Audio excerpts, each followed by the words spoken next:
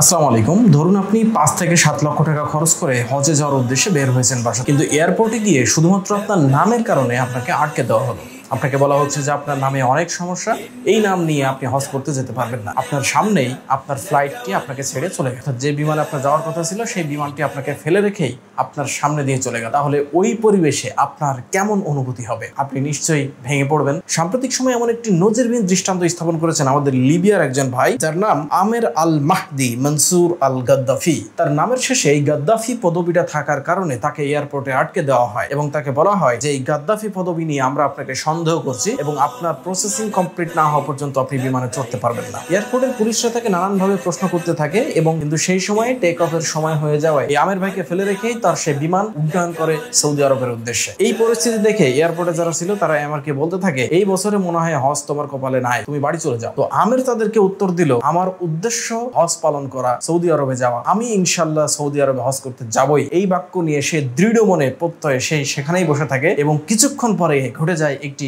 অলৌকিক ঘটনা। কিছুক্ষণ পরেই এয়ারপোর্টে খবর আসে যে বিমানটি কিছুক্ষণ আগে উড্ডয়ন করেছে সৌদি আরবের উদ্দেশ্যে, সেই বিমানটিতে যান্ত্রিক ত্রুটি দেখা দিয়েছে এবং ইমিডিয়েটলি তাকে আবার এয়ারপোর্টে ফেরত আসতে হচ্ছে। কিছুক্ষণের মধ্যে বিমানটি আবার ল্যান্ডিং করলো সেই এয়ারপোর্টে। তো বিমানের এই ত্রুটিগুলা মেরামত করার পরে আবারও সময় হয়ে যায় বিমানকে উড্ডয়নের, কিন্তু ততক্ষণেও এই আমের তার গাদ্দাফি নামের কারণে যে জটিলতার মধ্যে পড়েছেন সেটা কোনো সমাধান হয়নি। এই মুহূর্তে পাইলট বলল যে তাকে আমরা এই অবস্থায় বিমানে উঠাইতে পারি না, যেহেতু তিনি একটি ফর্মালিটিস এখনো মেনটেন করেন নাই। দ্বিতীয়বারের মতো আমেরকে ফেলে রেখেই এই বিমানটি আবারও সৌদি আরবের উদ্দেশ্যে রওনা হয়। এয়ারপোর্টের পুলিশরা এবং এয়ারপোর্টের কর্মচারীরা সবাই আমাকে বলতে থাকে, তোমার উচিত এখান থেকে এখন বাড়ির দিকে রওনা দেওয়া, কারণ তোমার এই বছরে হজ কপালে নাই, তুমি বাড়ি চলে যাও। এবারেও আমের তাদেরকে উদ্দেশ্য করে একই কথা বলে, আমি বাসা থেকে বের হয়েছে হজ করার উদ্দেশ্যে, ইনশাল্লাহ আমি হজ করবই। আমের তার এই এক কথার উপরে অটল থাকে এবং ধৈর্যের সাথে অপেক্ষা করতে থাকে এবং আল্লাহর উপরে তাওয়াক্কুল করতে থাকে। কিছুক্ষণ পরে ঘটে যায়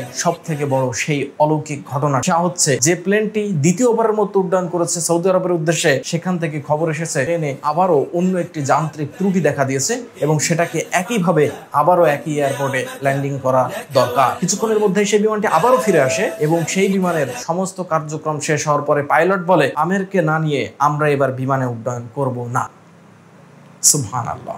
এই গাদ্দাফি নামের কারণে আমেরের যত বড় সমস্যা হোক না কেন, সেই বিমানে সেই পাইলট আমেরকে না নিয়ে সেই পাইলট আর বিমান চালাননি। এই বিমানে আমের ওঠার পরে আবার সেই বিমানটি সাকসেসফুলি টেক অফ করে এবং সেটা সৌদি আরবে গিয়ে ল্যান্ডিং করে। আলহামদুলিল্লাহ। এই ঘটনাটি পুরো বিশ্বে আলোড়ন সৃষ্টি করেছে এবং আল্লাহর উপরে অটট বিশ্বাস এবং তাওয়াক্কুল এটা যে কোন লেভেলে হইতে পারে সেটা মানুষ সচক্ষে দেখে নিয়েছে। আপনার যদি নিয়ত পরিষ্কার থাকে তাহলে আপনার পথ ইনশাল্লাহ খুলে যাবেই। আমির কিন্তু জানতো না যে তার এইভাবে সৌদি আরবে যাওয়া হবে এরকম একটি অলৌকিক ঘটনার মাধ্যমে, কিন্তু আল্লাহ সুবহানাহু ওয়া তাআলা তার রাস্তা খুলে দিয়েছেন। আল্লাহ এমন ভাবে রাস্তা খুলে দেন যেটা কেউ কোনোদিন কল্পনাও করেন নাই। সেই বিষয়টাই কিন্তু আমেরের সাথে ঘটে গিয়েছে। যদি এখানে আমের তার ধৈর্যের পরীক্ষা থেকে বিচ্যুত হয়ে যেত তাহলে এই গল্পটা ভিন্ন রকম হয়ে যেতে পারত।